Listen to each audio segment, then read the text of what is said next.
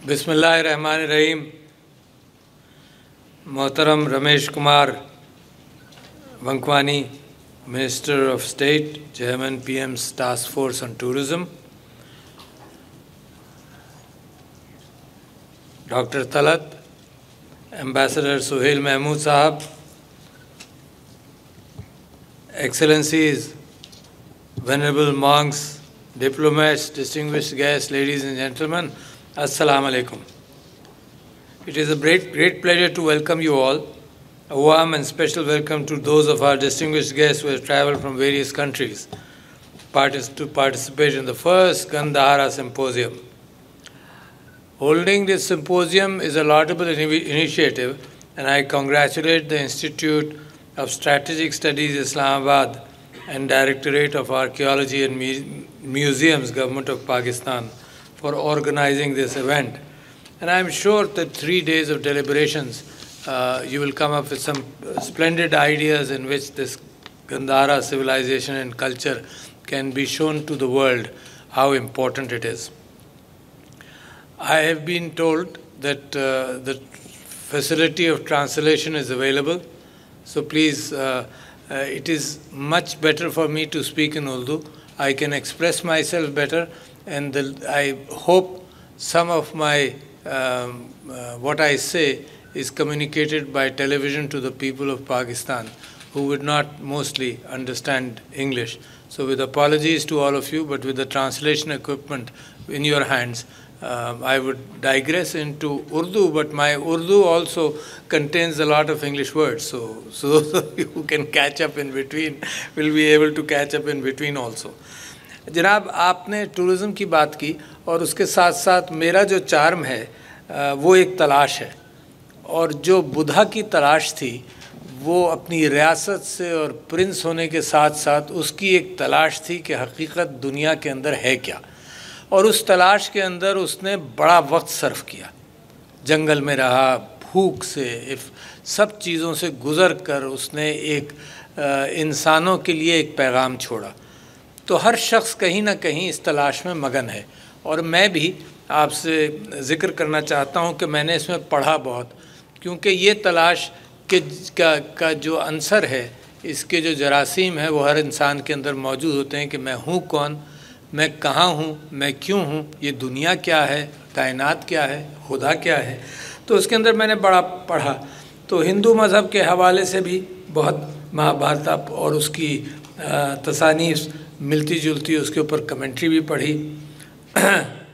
मसीही एतबार से, क्रिश्चियनिटी के एतबार से न्यू टेस्टामेंट भी पढ़ी, और ओल्ड टेस्टामेंट जिसके अंदर जूडियो क्रिश्चियन ओरिजिन के एतबार से बात निकलती है वो पढ़ा। ज़ाहिर कुरान पढ़ा, ज़रतुश्त को भी पढ़ा, ज़रतुश्त की राइटिंग्स को पढ़ने की कोशिश की, क्योंकि वो भी 8000 साल पुराना एक मज़हब था।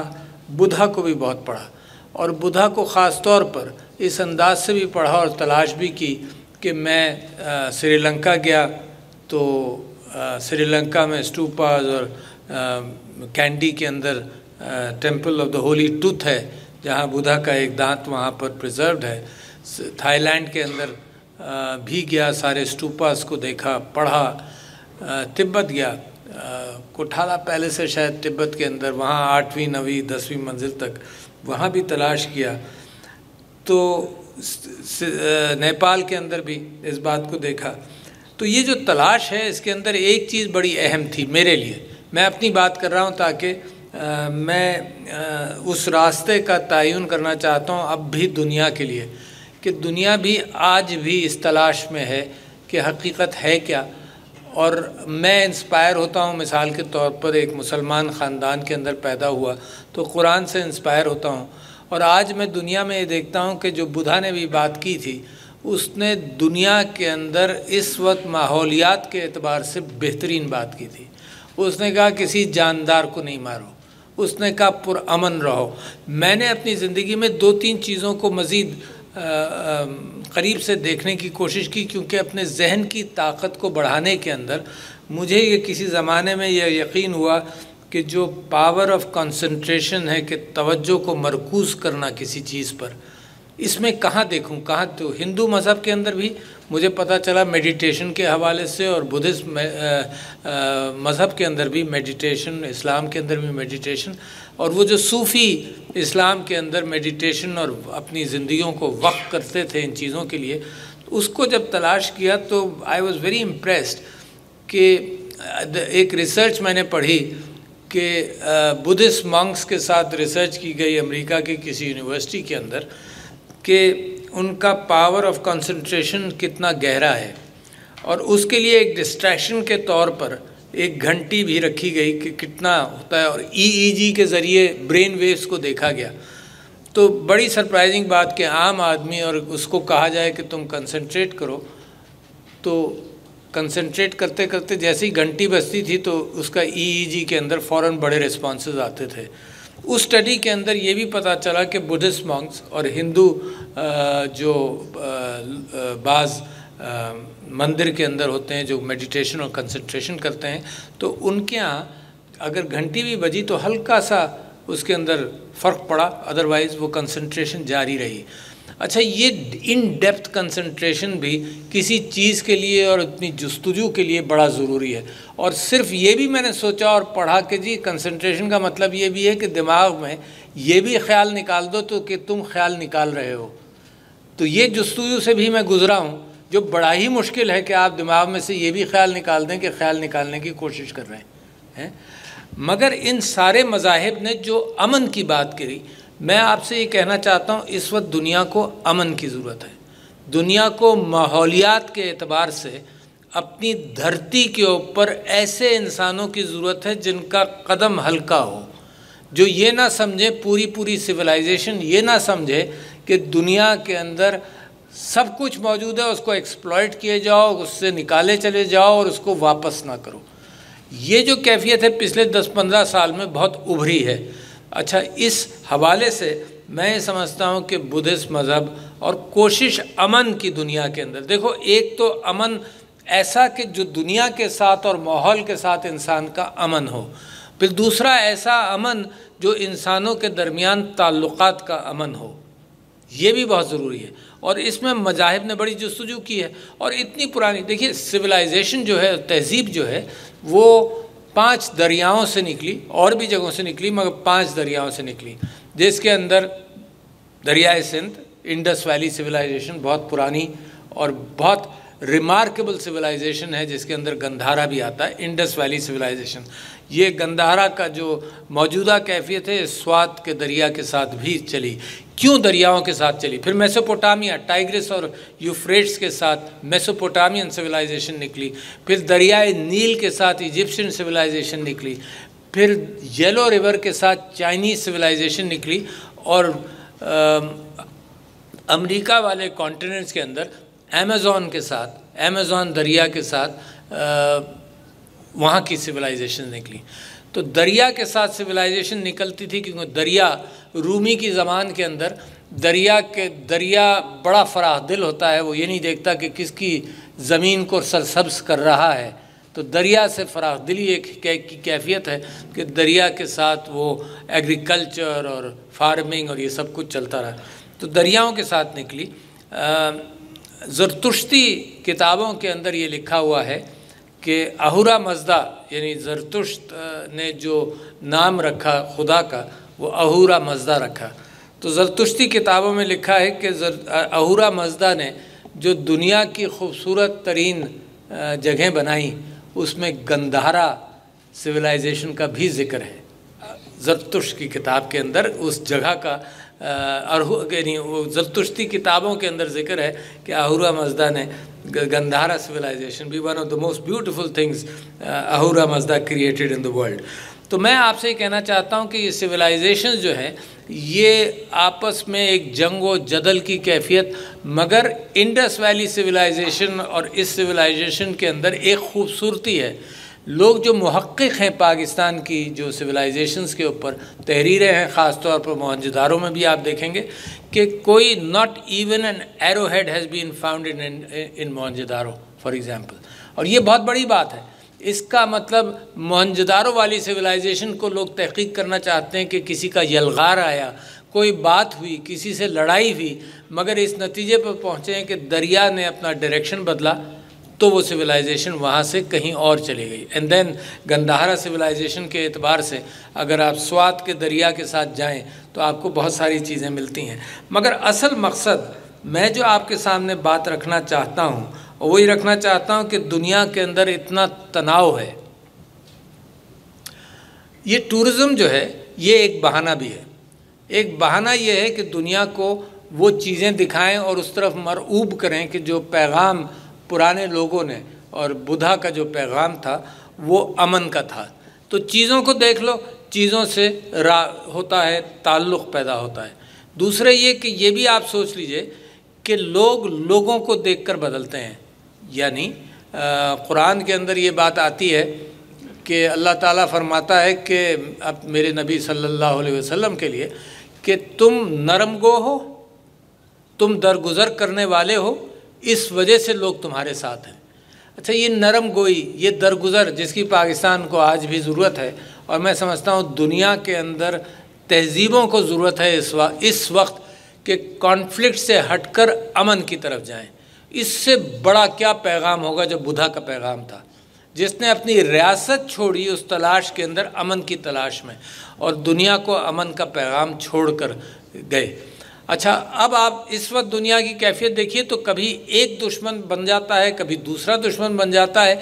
ये कुछ इंसानी तहज़ीब के अंदर ये बात रक़म हो चुकी है, लिखी जा चुकी है कि जो हमेशा दुश्मन ही पालते रहेंगे और लड़ाइयाँ ही करते रहेंगे, और अमन की एक अजीब सी कैफियत है कि सिविलाइज्ड वॉर की तरफ रुख कर लिया जाता है कि वॉर हो तो सिविलाइज्ड हो।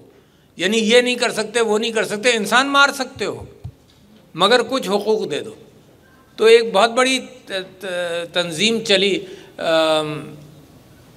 मैं ज़िक्र करूं टॉल्स्टॉय के हवाले से और बहुत लोगों के हवाले से कि एक कोशिश चली कि जंग को ख़त्म करो, पुरअमन जंग नहीं करनी। यानी जब इंटरनेशनल रेड क्रॉस बनने लगी तो हेनरी डुनांट को अवार्ड मिल रहा था, नोबेल प्राइज़। तो एक दूसरी ग्रुप ने ये कहना शुरू किया कि जब इंटरनेशनल रेड क्रॉस बना रहे हो और ये कन्वेंशंस बना रहे हो फॉर रूल्स ऑफ वॉर, तो होना ये चाहिए कि जंग को बिल्कुल ही ख़त्म करो। टॉल्स्टॉय ने लिखा कि वो रशियन वॉर के अंदर गया तो कहने लगा, बड़ा मुझे ताज्जुब हुआ कि मैं जंग में जब गया हूँ तो बड़े जोश से गया। ही वाज 28 years old और समथिंग, बड़े जोश से गया। और उसने कहा कि जनाब ये मुझे बड़ा ताज्जुब हुआ कि अचानक जनाब हरा सफ़ेद झंडा आया, सब पुरअमन हो गए, अपने लोगों को दफन किया और दूसरे दिन फिर लड़ने लगे। तो the movement for no war, the movement to stop killing of humans everywhere under any pretext, ये सबसे अहम कोशिश होगी इंसान की।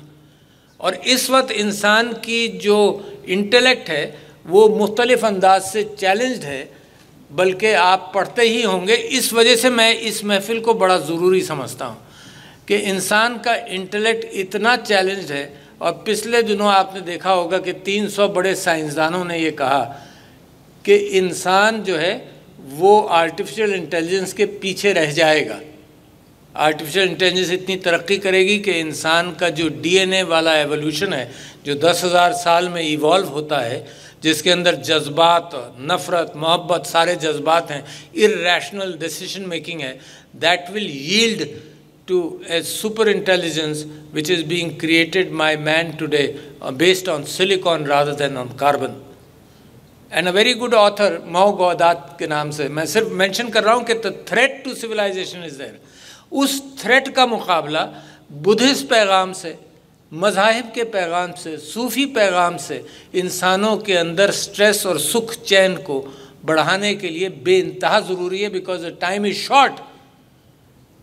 पहले तो आप आपस में लड़ रहे हैं, पाकिस्तान के अंदर भी हम यही कर रहे हैं, मगर इस वक्त सिविलाइजेशन को जो थ्रेट है, तो एक थ्रेट आपने रिकग्नाइज कर लिया, वो है एनवायरनमेंट का। उसका मुकाबला मिलकर करने की कोशिश की जा रही है और मैं समझता हूँ इंशाअल्लाह कामयाब होगा। दूसरा मुकाबला इस बात का है कि अगर आपके कंट्रोल, और very famous authors, writers, philosophers have started saying this. Noval Hariri, for example, Stephen Hawking, who before he died, उसने किताब के अंदर लिखा कि ये इंसानी सिविलाइजेशन ख़त्म के करीब है. और मो गौदाद, जिसका मैं नाम ले रहा था, उसने बड़ी अच्छी मिसाल दी कि सिविलाइजेशन अगर इसी तरह से चलती रहे और आर्टिफिशियल इंटेलिजेंस बढ़ती रहे तो सब लोग, ये मैं आपके लिए एक अनोखी बात कर रहा हूँ, सब लोग इस तकरीबन नतीजे पर पहुँचे हैं कि 2045 से 2047 तक AI will be smarter than the human by a billion times, by 2047 और 2045. इसमें एक कंसेंसस सा है. अच्छा, बिलियन टाइम्स का मतलब ये कि आपकी एथिक्स और मोरालिटी क्या है? आपकी एथिक्स और मोरालिटी तो दुनिया की तारीख भरी हुई है आपकी एथिक्स और मोरालिटी से. Not enough to sustain a civilisation of peace. यानी अगर पूरा तारीख़ का तज़िया और ज़ख़ीरा आप एक चीज़ में बंद करेंगे तो वो तारीख़ का ज़ख़ीरा ये होगा कि अमन की बात तो होती रही मगर जंग और जदल के अंदर सिविलाइजेशंस आपस में लड़ती रही. यही है ना. और क्या तारीख़ का ख़ुलासा है? इंसानी साइंटिफिक तरक्की आपने की मगर हर तरक्की के साथ वो जो जरसूमा था लड़ाई का वो रहा. अगर गन पाउडर आपने बनाया तो उसके अंदर भी लड़ाई का आंसर आ गया. अगर एटॉमिक डिवाइसेस बनाए तो उसके अंदर भी लड़ाई का आंसर रहा. Every development have been used against by mankind against itself. तो वो जो मैं अभी तो आपको तारुफ दे रहा था एक किताब का भी, उसने स्कैरी स्मार्ट लिखी मो गौदात ने. उसने कहा जी जब बिलियन टाइम स्ट्रांग हो गया AI तो बिल्कुल वो मक्खी और आइंस्टाइन के अंदर बिलियन टाइम्स का फ़र्क है इंटेलिजेंस में. और अब आप ये तसव्वुर करते हैं ये इंसानियत जो लड़ती रही है, मारती रही है, नफ़रत करती रही है, वो ये तसव्वुर करती है कि आइंस्टाइन जो है वो मक्खी की एथिक्स और मोरालिटी अपनाएगा और मक्खी को मारेगा नहीं. Can you imagine that? Can you imagine it happening? If that can't happen तो ये जो गंधारा सिविलाइजेशन है और जो रमेश कुमार ने यहाँ बात की है और ये जो अमन के एतबार से अपने रूट्स की तरफ से तलाश करो, reinvent humankind towards peace, it's a very big challenge which I am talking to you about. मैं तो पाकिस्तान के अंदर अपने चैलेंजेस में फंसा हुआ हूँ कि हमारे यहाँ मोहब्बत का ये जो नफ़रत का यलगार है ये ख़त्म हो और मोहब्बत की बात चले. मगर एट द सेम टाइम जहाँ मैं पाकिस्तान के हवाले से ये कोशिश करता हूँ और उम्मीद करता हूँ, और अभी मैं हज पर गया था तो दुआ करता रहा इसी पाकिस्तान के लिए जो मेरा वतन है जिसके अंदर मैं अमन चाहता हूँ, तो उसी के साथ साथ मैं दुनिया के अंदर अमन की भी दुआ करता हूँ क्योंकि उसके भी रिपरकशंस. ये नहीं हो सकता कि एक ख़ित्ता अमन का बन जाए और बाकी पुरअमन ना रहे. ये जो बुद्धिस्ट सिविलाइजेशन है जिसका जो अफ़गानिस्तान, स्वात, गंधारा वाली अफ़गानिस्तान, स्वात और पेशावर में, Peshawar was also the capital, और फिर यहाँ से गया, यानी साउथ कोरियन मंक्स भी यहाँ पर हैं. तो स्वात से ही एक मंक गए थे to South Korea spreading that message, और कुछ मंक्स आए थे जिन्होंने इस रास्ते को दोबारा तय किया सिंबॉलिक अंदाज से. ये सिंबॉलिज़म जो है ये फिर मैसेज देता है कि नहीं, रास्ता ये भी अमन का रास्ता है, इस रास्ते को अपनाया जाए. तो ख़वातीन और हज़रात, जहाँ हम टूरिज़म की बात करते हैं, जहाँ हम अपना दिल खोल कर खुशामदीद कहना चाहते हैं इन वेनरेबल मंक्स का शुक्रिया कि ये लोग तशरीफ़ लाए, जहाँ हम पाकिस्तान के अंदर वो मोहब्बत जो दूसरों के लिए हम रखते हैं और जिसका एहसास आपको जब यहाँ आप टूरिज़म करने आएंगे आपको एहसास रहेगा, तो वो उस हवाले से हम ये चाहते हैं कि इस पैगाम का प्रचार हो. मेरा ख़्याल ये है, मेरे दोस्त का मैं ज़िक्र करूँ, Adnan Aurangzeb who passed away in accident was a specialist on Gandhara tourism और उसकी प्रेजेंटेशंस, और उसका मुझे बड़ा मज़ा आता था उसको देखकर. बड़ी कोशिश करता था दुनिया भर में जाकर भी वो गंधारा आर्टिफैक्ट्स की बात करता था. और उसका और मेरा और पाकिस्तान का क्लेम ये है कि ये बुद्धिस्ट आर्टिफैक्ट्स पाकिस्तान में दुनिया के मुकाबले में सबसे ज़्यादा हैं. तो आपको हम खुशामदीद कहते हैं. और ये जो अमन का पैगाम है, एक tourism a small factor of peace, or the bigger message of Buddha and the bigger message of religions is peace, and that is my dream कि इंसान जो है वो अमन की तरफ जाएगा. तो ladies and gentlemen, thank you very much for being in Pakistan and wish you success.